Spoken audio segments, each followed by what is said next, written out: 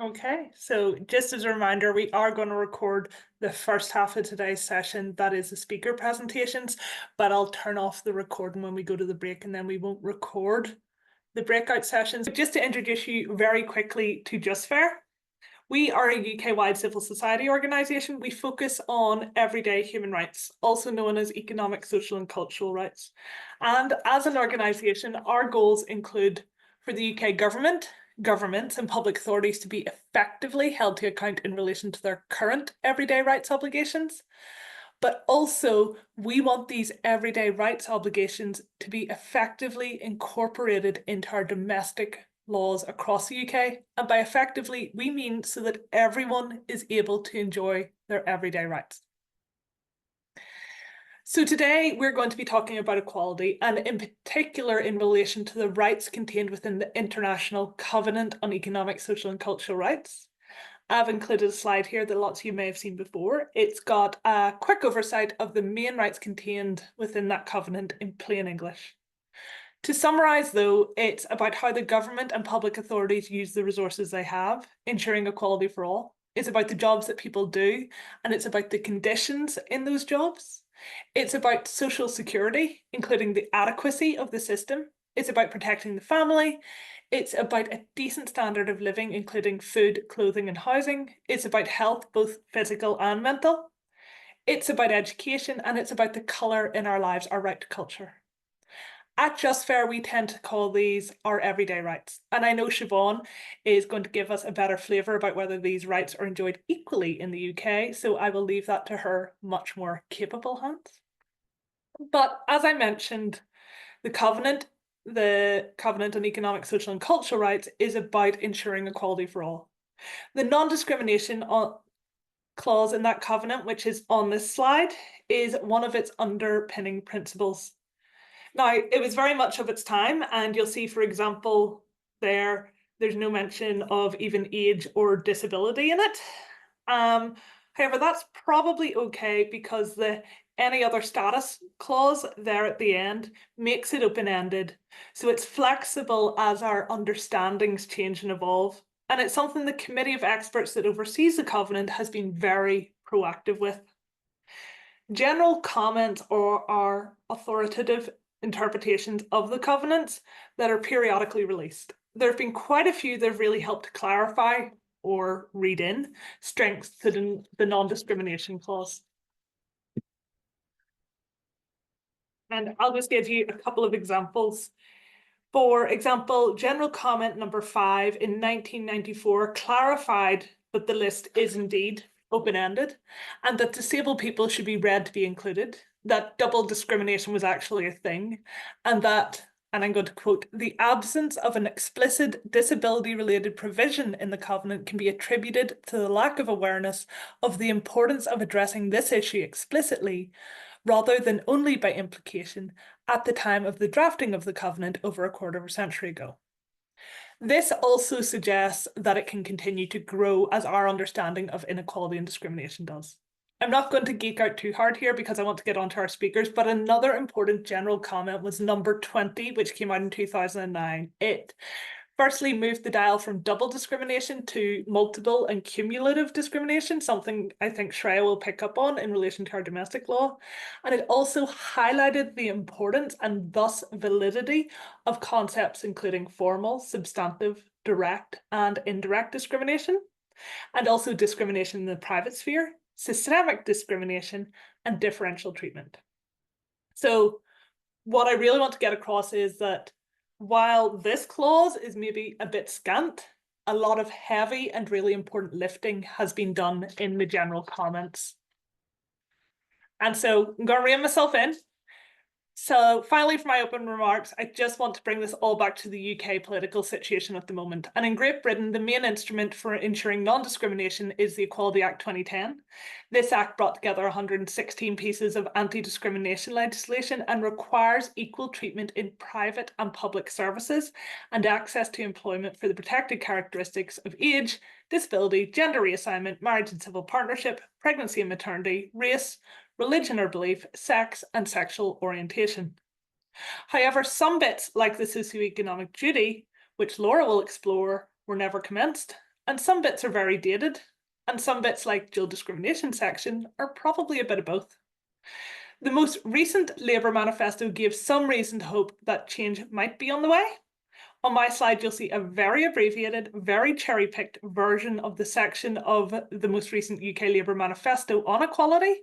But what our speakers will touch on is what equality looks like, what change is potentially on the table, and what impact these changes might have. So I want to hand over to them to get stuck in. I'm going to stop sharing for now and introduce my first speaker, Siobhan Harding. And Siobhan is a research and policy officer with the Women's Support Network in Northern Ireland. She is responsible for carrying out research with women in disadvantaged and rural areas across Northern Ireland on issues that impact them, particularly in the areas of welfare reform, poverty, debt, social security, unpaid care, and economic inactivity. A key part of this role is providing a space for women's voices and experiences to be heard by policymakers, government, and wider society. So I'm really delighted to bring in our first speaker, Siobhan.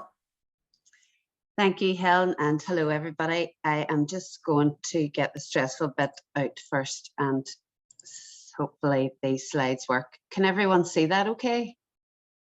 Yes, great. Yay. Yes, hello everyone. My name's Siobhan and I am speaking to you from a really quite worryingly snowy Belfast. I'm going to talk to you about the work of the Women's Regional Consortium with local women, and as Helen outlined there, I'm going to talk about some of our research work. And I want to start by thanking Helen for the invite to speak to you today about the reality of the impact of inequality with that specific lens of the impact on women.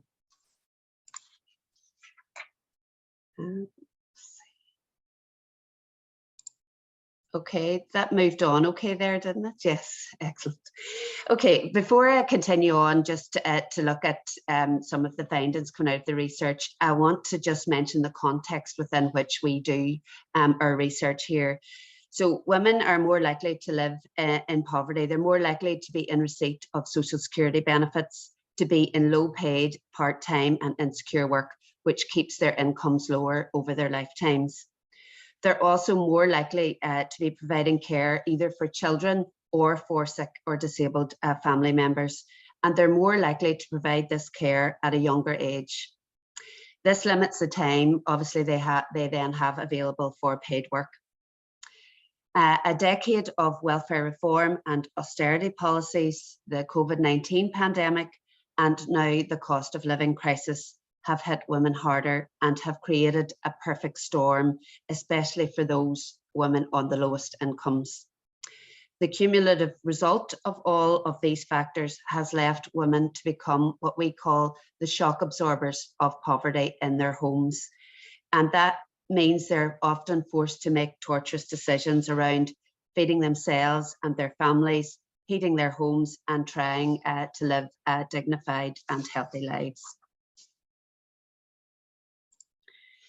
As I go through my presentation, I'm going to include a series of quotes from the women who took part in the various pieces of research we have done, as these paint a much better picture of the inequality, the impact of the inequality on their lives. So this quote is taken from research on the impact of the cost of living crisis on women, and tells of this shock-absorbing behaviour that I mentioned, that many women are having to take as a result of rising prices and the struggle they face with meeting the cost of essentials, in this case, the cost of baby formula.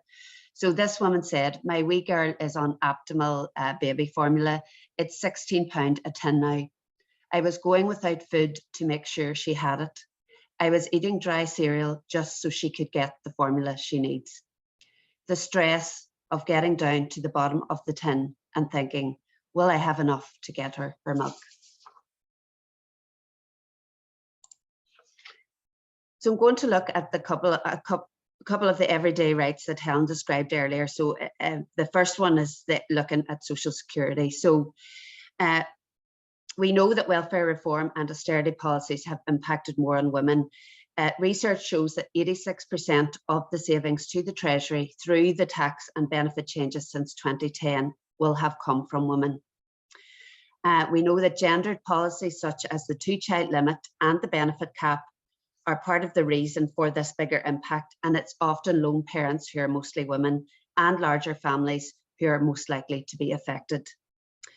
Cuts to the level of benefits and gendered welfare reform policies and the impact of the cost of living crisis have meant that more and more women are feeling the impacts of inequality in their lives, with the current level of social security benefits just being inadequate to cover the costs of essentials, including food and heat.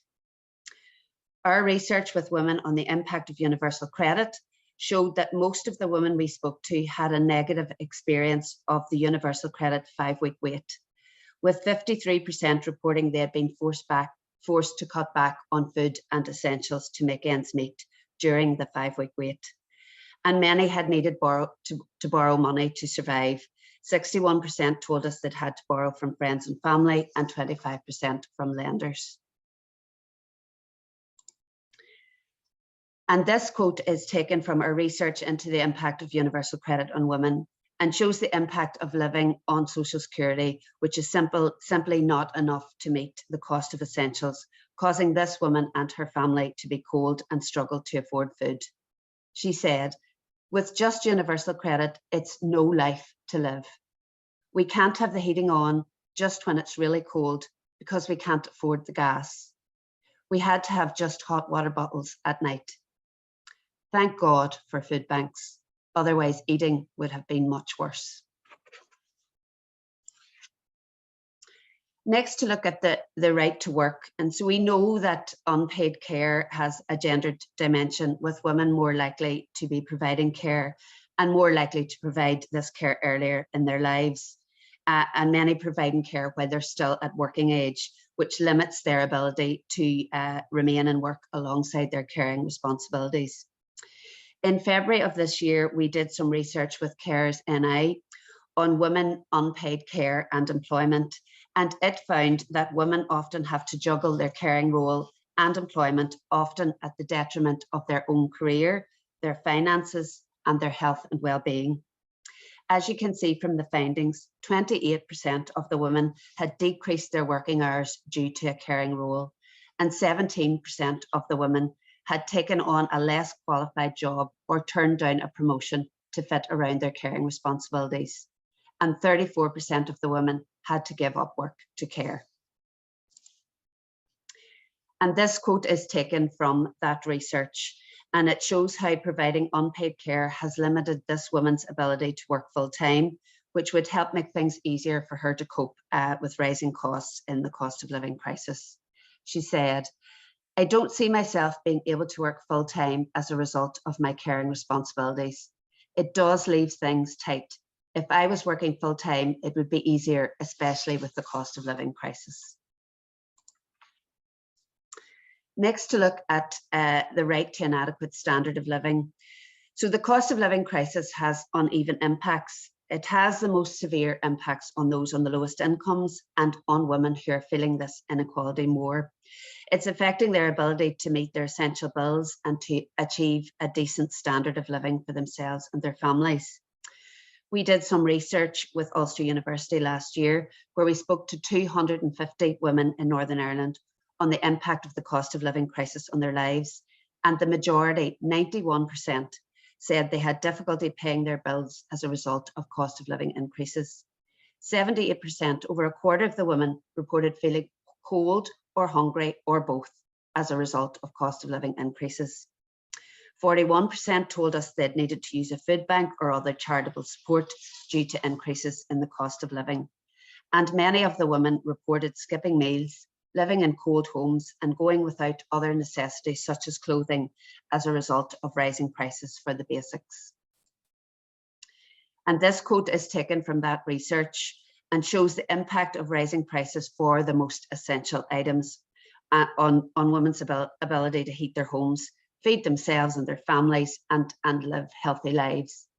So this woman says that inflation says 10%, but everything has at least doubled. Everything is going up more than that. Gas is the same. I just can't get out of the emergency these days. And eating healthily is really hard. Fruit and vegetables are so expensive. I can only afford cheaper, unhealthier food. And I'll just finish with this quote, which best summarises the impact of the cost of living crisis on women and the impact of the inequality women on the lowest incomes face. And this woman said, "We're not living, we're just existing." Raising prices for the most essential items such as food, energy, transport and clothing meant that many women saw their household budgets increasingly squeezed, leaving little room to afford anything beyond the bare essentials, and in some cases meant that they couldn't even afford those. This is taking a significant toll on their lives, impacting negatively on their health and well-being, and causing untold issues for the wider economy, public services and our next generation. Thank you very much for your time today. Thank you so much for that, Siobhan, and I'm sure folks gathered here today know exactly why I invited Siobhan to speak at this event. There is something so incredibly valuable in the research that Siobhan does and the relationships she has built up with women over the years who are experiencing this really visceral impact of inequality. And Siobhan works in Northern Ireland, and Siobhan works particularly with women, but I think that there are so many groups who share these experiences of inequalities, and I think what Siobhan does is really, really effectively shine the spotlight on how inequality is experienced by this group, but it is experienced in similar ways by many other groups, but it's also experienced in very unique ways by each group who do experience barriers to their rights. And then when, of course, we get to intersections of identities, that's when things also tend to get really tough. So I just want to say thank you so much, Siobhan, for that really excellent presentation, but also thank you for that really incredible, valuable work that you do, where you're bringing the voices and experiences directly to challenge those inequalities, because that's such hugely valuable work. And I am going to now introduce our second speaker. I am really delighted. I've worked for the past couple of years with Laura really closely in terms of working on the socioeconomic duty, but Laura Burgess is head of policy research at Resolve Poverty, and she leads on all the advocacy, policy and research work for the organisation. Working with the policy team, she oversees the research they conduct and the policy reports they produce. Laura also represents Resolve Poverty in meetings with stakeholders and on a number of forums. Laura leads on advocacy of a number of Resolve Poverty's messages and is involved in national campaigning on topics such as Household Support Fund and, of course, the socioeconomic duty that we're discussing today. And prior to working for Resolve Poverty, Laura worked for nearly a decade as a researcher in the trade union movement. So I'm delighted to welcome Laura. Thank you so much for joining us, Laura. Thank you, Helen. Thanks for having me. It's just fair. So I don't need to introduce myself because Helen's done that really nicely for me. So thank you. I'll just tell you very briefly about who we are at Resolve Poverty. You might not be familiar with us. We're an anti-poverty organisation. We work locally to end poverty nationally, and we do that through 3 strategic priorities. They are maximising the financial resources available to households. So that's basically sort of ensuring we can get as much money in people's pockets as possible, implementing effective strategic responses to poverty. So that's working with local authorities or the public sector bodies to implement strategies that help to address poverty in the area, and equipping stakeholders with the knowledge they need to tackle poverty through our conferences, training, events, etc. So how we do that is through 3 sort of interdependent strands of work: advocacy, policy and research, which is what I lead on. We have a programmes offer, which is focused at the moment in Greater Manchester, and through our knowledge development, again, through those conferences and training and things. But I'm here to speak to you today about the socioeconomic duty. I'll give you a brief overview of what it is and what it should do. So the socioeconomic duty is contained within Section 1 of the Equality Act 2010. It was never enacted into law, and it hasn't been enacted by successive governments since then. The Labour party in their manifesto leading up to the 2024 general election did commit to enacting the socioeconomic duty, and I'll talk a little bit more about that in a few minutes. But if it was in place, the socioeconomic duty would require public bodies to consider how their decisions impact people experiencing socioeconomic disadvantage. So it would basically place a levy on public bodies to consider how sort of their decisions impact people who are experiencing poverty. Scotland enacted the socioeconomic duty back in 2018 and Wales followed in 2021.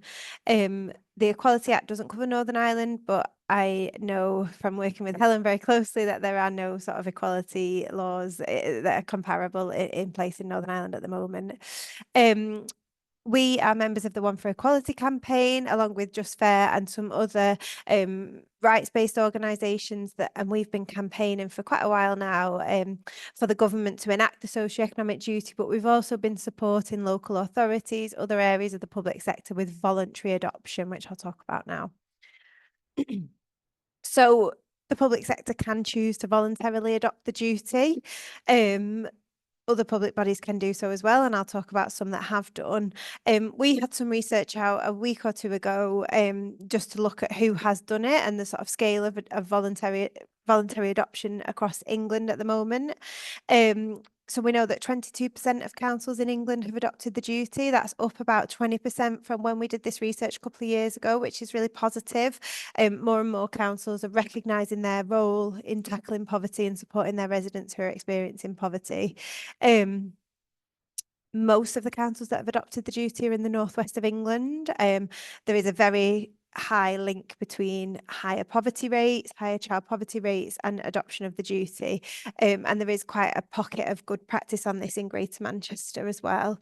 It's most common in Labour majority councils, which is probably no surprise given that the Equality Act was a Labour Party law that was brought in. And the Labour Party again have committed to it during this Parliament. So in terms of the benefits then of adoption I'm going to talk generally about local authorities here because this is our bread and butter, but this could apply to other areas of the public sector as well. The primary benefit and the primary reason that we would encourage councils to adopt the duty is it improves outcomes for people who are experiencing poverty. That sort of goes without saying. We do also think that it supports cross-organisational and departmental working. So it sort of unifies councils and their partners in a sort of common goal of working to support people who are experiencing poverty. It raises awareness of socioeconomic inequalities, which again sort of should go without saying, but often councils can work sort of in silo, and it might be that some departments consider that isn't really their remit, and so it really helps to sort of bring it together and make sure that those issues are raised across an organisation. Likewise, encourages sort of widespread commitment to, and it sort of shows leadership on the issue as well. It's adoption of the duty signals that supporting people who are experiencing poverty is a priority for the organisation. We believe it can help to support those low-income residents in feeling involved in decision making, especially if they're involved in the development of the policy. It can achieve greater consistency, and one thing that we always say is it can support efficient and effective allocation of resources. So it can often be a bit of a speculate to accumulate type thing for councils and their partners. I'm going to share just a few quick case studies of areas or organisations that have adopted the duty and how it's being used in action.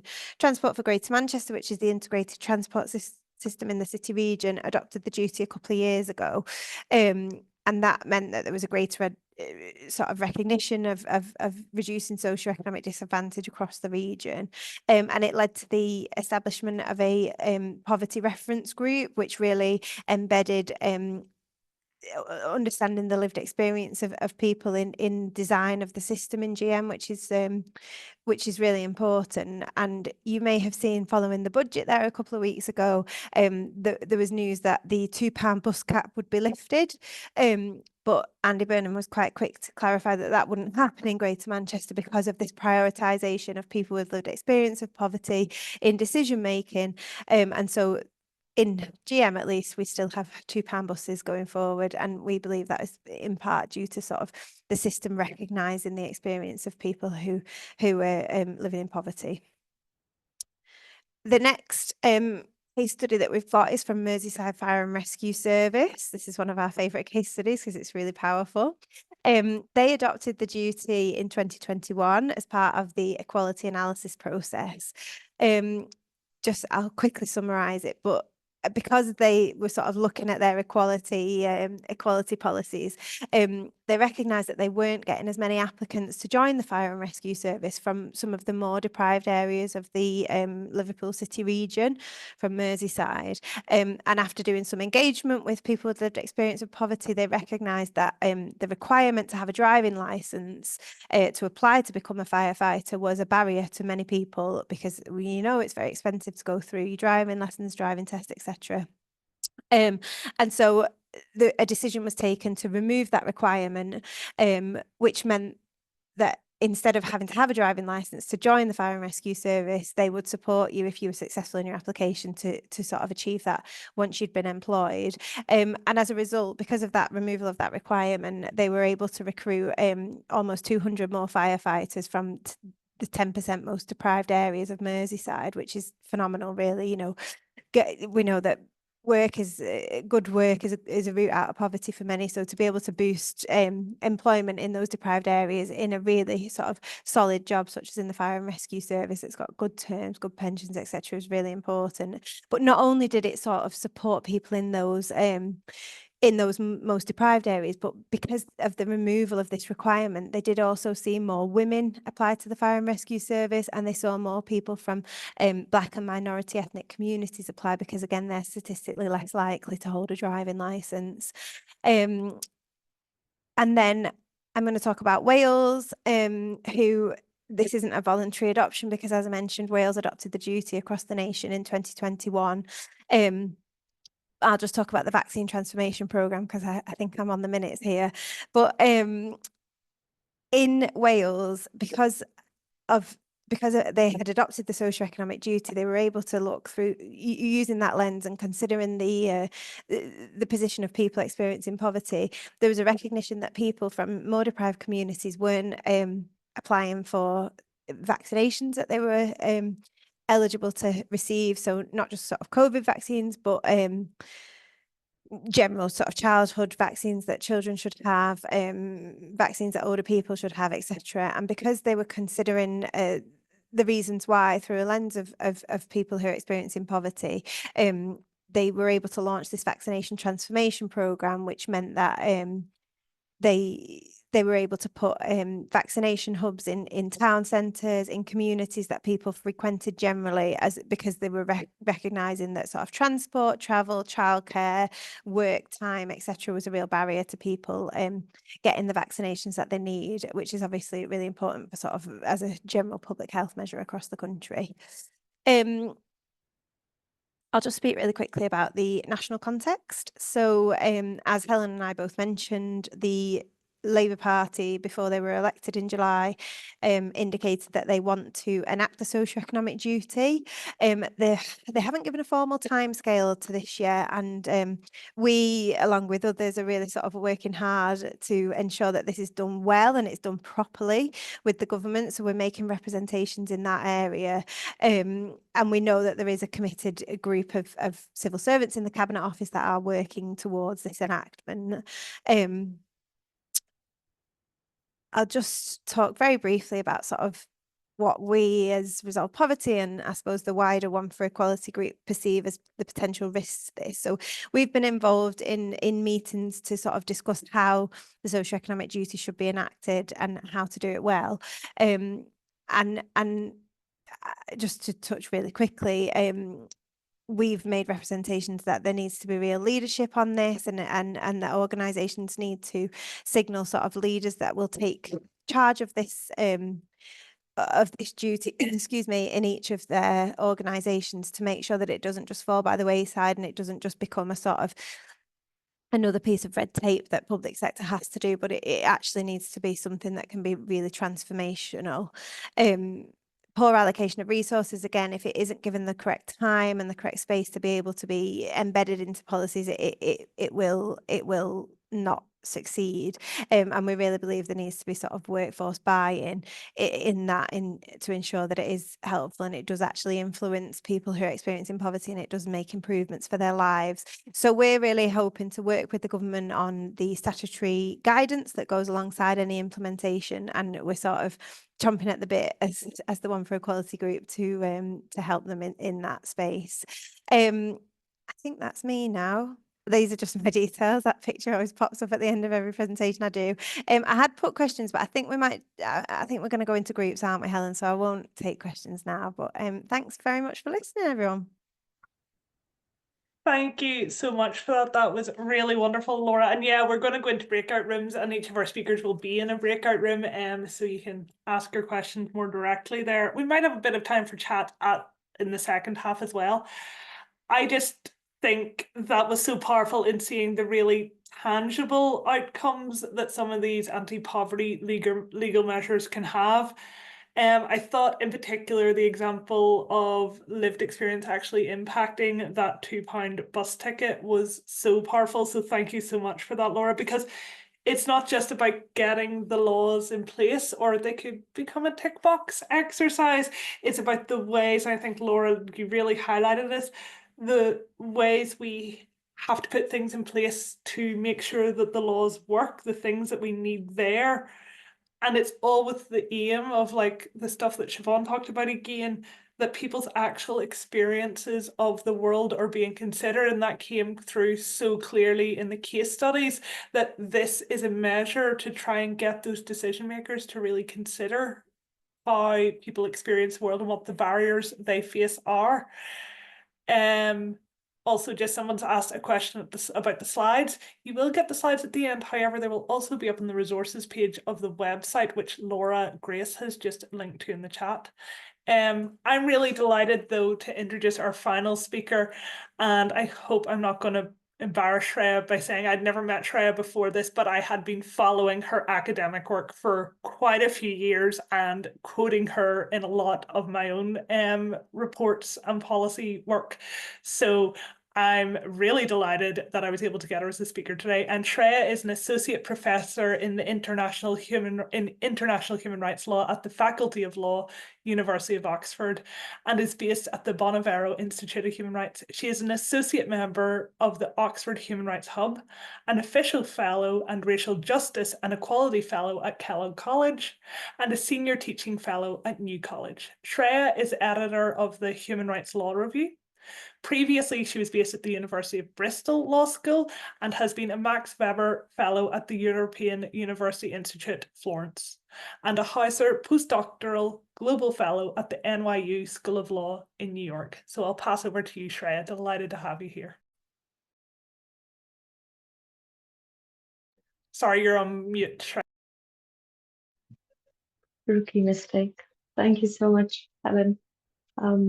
Thanks so much, Siobhan and Laura, for your presentations. I've really enjoyed hearing about the lived experiences of people experiencing human rights violations. I'm going to complement what has been said by saying a little bit about law and prospective law as to how law assists the lived reality of those facing human rights violations. And in particular, I'm going to zoom in on a provision from the UK Equality Act 2010, which is Section 14. Section 14 states a provision which is essentially a provision on combination discrimination, or as we call intersectional discrimination. It allows claimants to bring in claims based on not just one ground of discrimination, which is considered traditional, ordinary, or paradigmatic under equality law, but two grounds of discrimination. And the question that I want to ask in particular is whether bringing Section 14 into force could help address intersectional discrimination. The reason we're asking that question is that although Section 14 of the Equality Act has existed in text that you're seeing in front of your screen since 2010, the Equality Act came into force on the 1st of October 2010 and was work of the then Labour government. It actually has never been brought into force, this provision. So much like the socioeconomic duty under Section 1, Section 14 has lain latent. It's almost a dead provision. It's never been brought into force. But the Labour Party manifesto promised to bring Section 14 into force. And as Laura mentioned, much energy is being spent to find out ways of enacting, but also finding out ways for having this provision work and address the vast reality of intersectional discrimination that people face in the UK. So the question that we want to be answering is, would bringing this section into force, would it really help address intersectional discrimination? I have 7 minutes, and I'm going to be using them to highlight 7 issues that arise with bringing Section 14 into force. And as I go along, I want to offer a solution or two to be able to see where the possibilities are in bringing and actually activating Section 14 fully to address intersectional discrimination. The first issue that we have with Section 14 is, as you see in the text, the provision is limited to dual characteristics or 2 characteristics alone. So if you want to be bringing a claim, or you want to really highlight or use the law to highlight the reality of, say, poor women from socioeconomically disadvantaged background who happen to be women of color and disabled, you're bringing one too many identities under Section 14, and that's not permissible. So if you want to say, show the reality under Section 14 of the intersection of disability with race, with gender, with class, you've already gone beyond 2, and Section 14 isn't really going to help you. The second issue is that the grounds that you can use to show intersectional discrimination are limited to those that are listed under Section 14. So under subsection 2 of Section 14, these are the listed grounds. They are age, disability, gender reassignment, race, religion or belief, sex, and sexual orientation. Now observe that this list of grounds is not the complete list of grounds that is otherwise recognized under the Equality Act 2010. The Equality Act 2010 recognizes grounds such as pregnancy, marriage and civil partnership, maternity. These are not included as grounds. So say if you want to highlight the condition of lone mothers and the issue of the benefit cap on them, you see that maternity is not per se included. So you're really highlighting the issue of their discrimination primarily through the lens of gender, which might be inadequate in particularly zooming into the intersection that you actually want to zoom into, to find disaggregated data and research such as Siobhan's, to actually use the law to address the kind of situation that Siobhan was highlighting might not be possible under Section 14 to really zoom into the qualitative nature of discrimination and disadvantage faced by, say, lone mothers who are on socioeconomic assistance. Now, also observe that, very importantly, the list of grounds that we recognize in the UK, especially under the Equality Act, do not include socioeconomic grounds such as poverty, class, or socioeconomic status. So what happens is that if you really want to show that the status of, say, being in receipt of social assistance affects your experience of discrimination, or if you want to show that immigration status or your asylum seeking status has an impact on how you experience your rights, you really can't do that because none of these are grounds which are listed in Section 14. A lot of this has been tried with case law, so you read in immigration status as part of the ground of nationality, but it's clear that that is actually not permissible in the sense that the courts have been quite resistant to be adding to the list of ground. So Section 14 will be, if it is brought into force, coming up against established equality law doctrine, where there is really a limitation on the kind of grounds that can be recognized in establishing a claim of intersectional discrimination. And that limitation is in the text itself and also in the doctrine that has developed under the Equality Act in 2010, since 2010. The third limitation that we have in Section 14 is that you're really talking about Section 14 about intersectional discrimination or combination discrimination, discrimination that happens directly, overtly, and is something that is based on protected characteristics, not desperate impact or what we call indirect discrimination.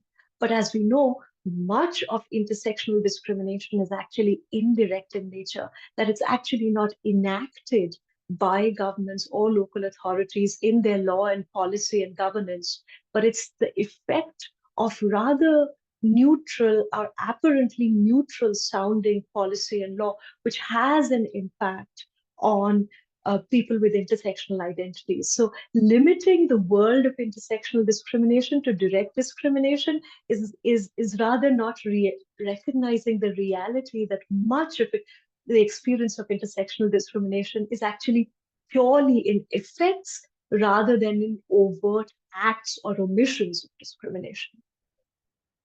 The fourth issue, and this is the biggest issue for lawyers especially who want to bring claims of intersectional discrimination, or people who want to prove that people have actually suffered discrimination based on more than one ground, is to actually prove such discrimination. And the reason why it's difficult is that you actually have to be able to show comparisons or find comparators, mirror comparators, where you can say that actually this claimant, say a woman of color, when you bring her claim based on gender and race, this person can be compared to someone else who is a mirror comparator in every way, but for their race and gender, say a white man, and compare the experiences of the two to be able to prove that the person whose claim you're bringing has suffered intersectional discrimination under Section 14.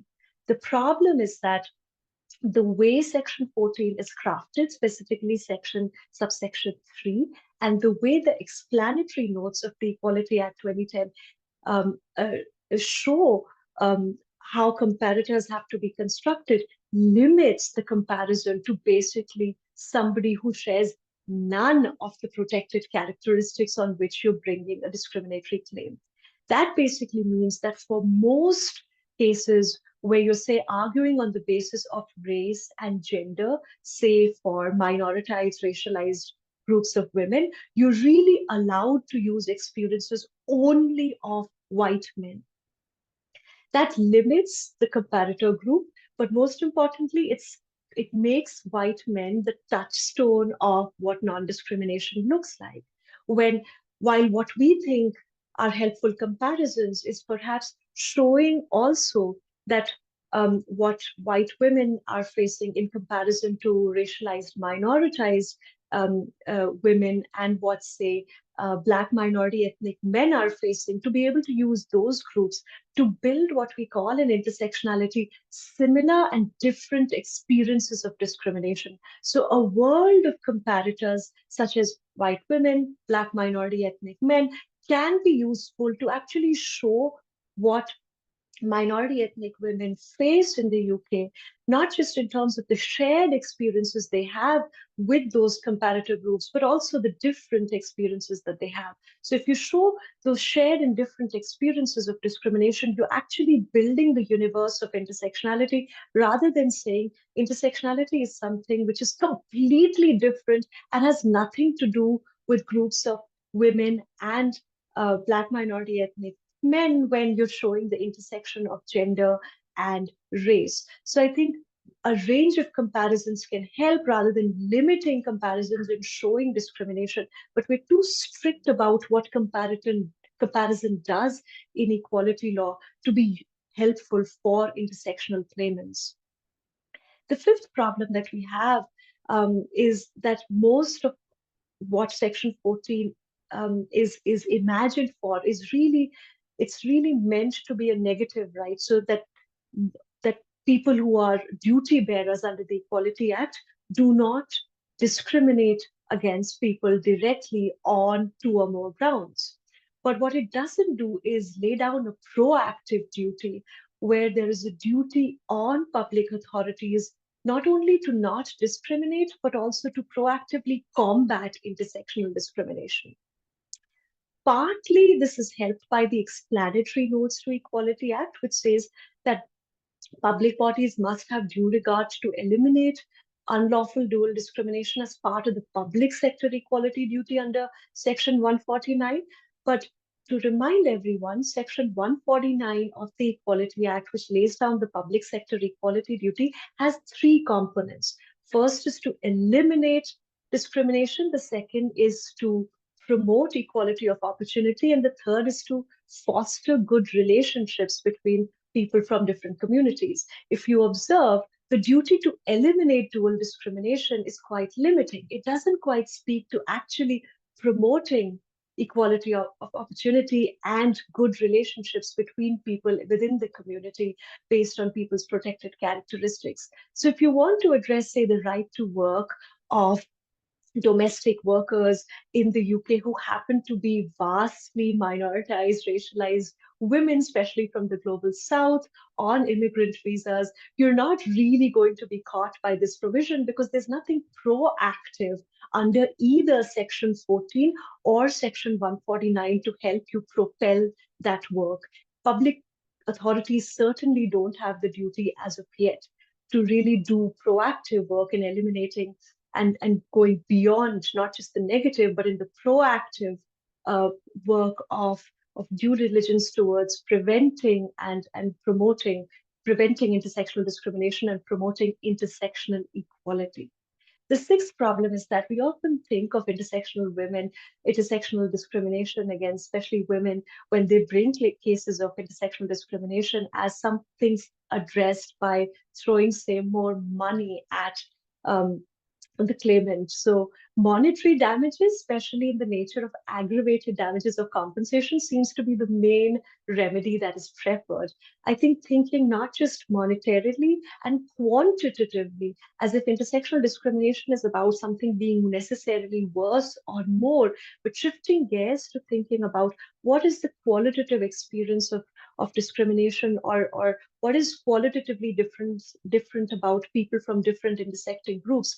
That should be the focus of intersectional discrimination. Section 14, however, and the explanatory notes of the Equality Act don't really have us think about creative structural remedies. They really have us think about the single instance of discrimination against a person who suffered intersectional discrimination based on true grounds, and perhaps remedying that discrimination through monetary remedies like aggravated damages or compensation.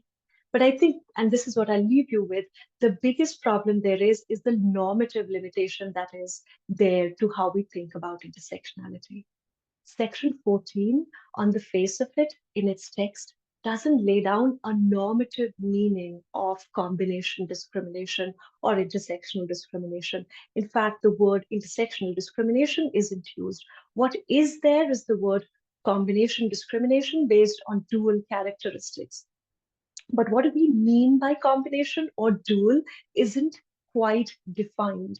And any effort to actually bring Section 14 into force would have to actually explain to the reader, the claimants, the people invoking or working on intersectional discrimination, what do we mean by intersectional discrimination?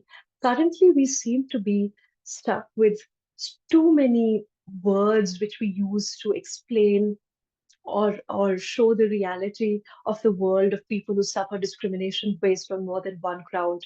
These include multiple discrimination, combination discrimination, synergistic discrimination, dual, triple, double, very quantitative versions of discrimination, but we don't quite agree on the precise meaning of intersectional discrimination.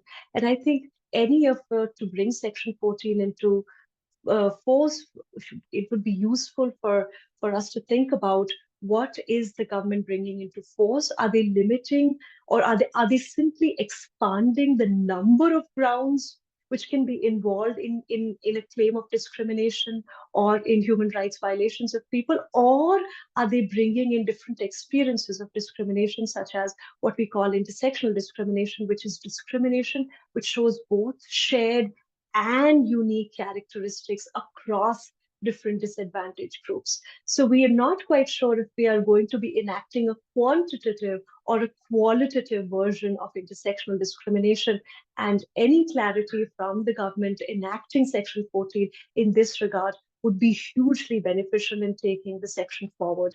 Currently, we don't have such clarity. That was all. Thank you so much for your attention. Thank you hugely for that, Shreya, and like just such a masterclass in how the law at the minute and as it's sitting is a limited tool and really needs to evolve in order to make change in the world. And that is so welcome as an overview, but also the exact work that we're trying to look at in this kind of everyday rights conversation series, this idea about how we actually make the rights, if we are to bring them into our domestic legislation, how we're actually to make them real in people's lives. So that was absolutely hugely powerful and so very welcome, and a really good compliment to the other two speakers. I want to say a massive thank you. I think we've been absolutely spoiled with our three speakers for our final kind of traditional everyday rights conversation of 2024. I'm going to suggest we take a break now until 5 minutes past 3. And when we come back, we're going to go into breakout rooms. Alex from Just Fair is going to sort that all out for us. And we have our 4 questions that we're going to do. And there'll be a Just Fair staff member in each of your breakout rooms. I'll be in one of them. Alex will be in another, and Laura Grace will be in the third. And they'll kind of do the taking us through the questions, do the note taking, and then we'll all come back to have, we'll each present on what was discussed in our breakout rooms, have a bit of a discussion, and then quick last thought from each of our speakers, and that'll be us for today. But 5 past, we will see you back. Thank you so much, everyone.